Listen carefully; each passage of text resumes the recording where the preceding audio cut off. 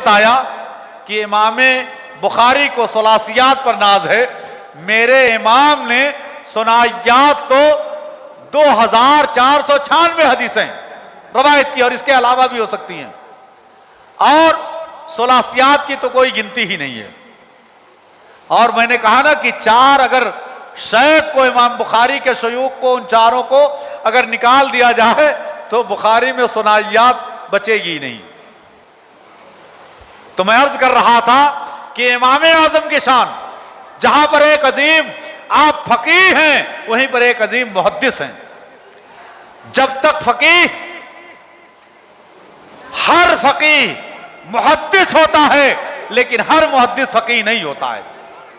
मेरे इमाम आजम फकीह भी हैं, मुहद्दिस भी हैं। हजरत इमाम आमश रज़ी अल्लाह ताला अन्हु की बारगाह में हाजिर हैं।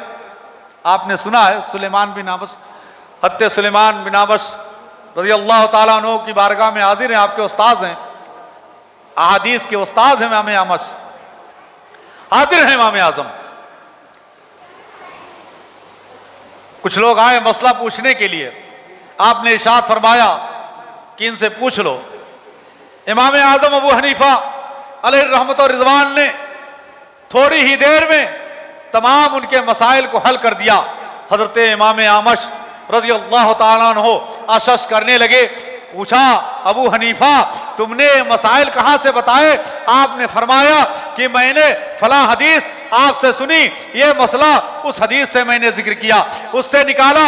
ये हदीस मैंने आपसे सुनी, उससे ये मसला निकाला। ये हदीस आपसे सुनी, ये मसला हमने आपसे निकाला। इसी तरह से 100 हदीसें बयान की। इमाम आमश पुकार उठे कि हम तो हदीस बयान करते रहे, इमाम आजम तुमने उसका निचोड़ बयान कर दिया। थोड़ी देर में हम जो चीज को 100 दिन में बयान किए, तुमने तो थोड़ी देर में उस चीज के निचोड़ को बयान कर दिया। इरशाद फरमाया, या माशरल फुक़हा अंतुमुल अतिब्बा व नहनु सयादिला।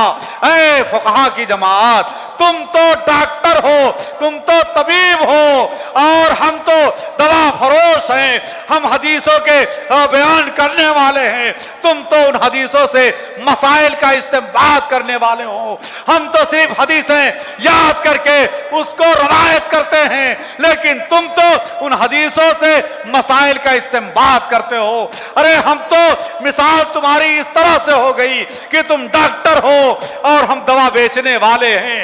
तो प्यारे दोस्तों, गोया फरमाया कि तुम तो तबीब हो, तुम डॉक्टर हो, हम दवा फरोश हैं। ये इमाम आजम के उस्ताद हजरत इमाम आमश रज़ी अल्लाह ताला अन्हु का बयान है। मैं अर्ज कर रहा था, आपकी फकाहत का ये आलम है कि एक औरत आती है आपकी मजलिस में, मजलिस लगी हुई है, सजी हुई है मजलिस, भीड़ है लोगों की। औरत आई, उसने देखा, मसला ना पूछ सकी, वापस चली गई। थोड़ी देर के बाद फिर लौट करके आई। जब लौट करके आई तो उसके हाथ में एक सेब था और एक चाकू था।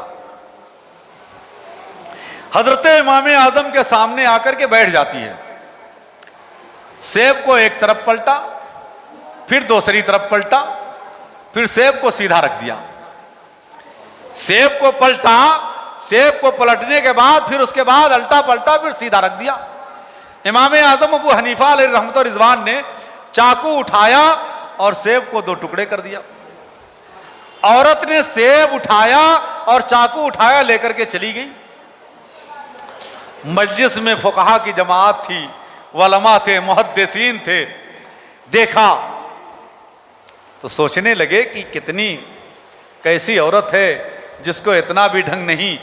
इमाम आजम की बारगाह में एक सेब लेकर के आई और वो चाकू भी लेकर के आई। उन्होंने जब उसे काटा तो वो सेब और चाकू लेकर के चली गई, उन्हें खाने भी नहीं दिया। इमाम आजम अबू हनीफा अलैहि रहमत रिजवान ने अपने तलामज़ा की बात समझ गए। इरशाद फरमाया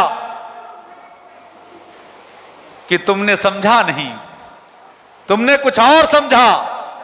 औरत भी कितनी ज़हीन थी। इमाम आजम अबू हनीफा अलैहि रहमत रिजवान की फकाहत का ये आलम। फरमाते हैं कि जानते हो वो औरत किस लिए आई थी?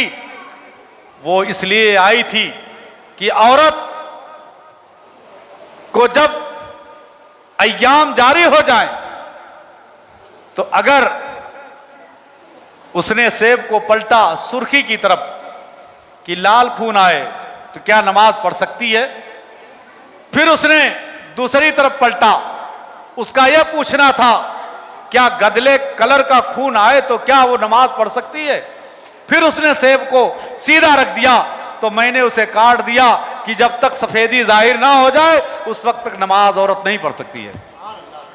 यह है इमाम आजम अबू हनीफा अलैहि रहमत व रिजवान की फकाहत, आपके जहन का यह आलम रहा। इसीलिए तो मेरे आका ने इरशाद फरमाया कि मुल्क फारस में एक शख्स पैदा होगा कि अगर इल्म सुरैया पर होगा, दीन सुरैया पर होगा, सुरैया सितारे पर, तो वहां से भी वो लेकर के चला आएगा।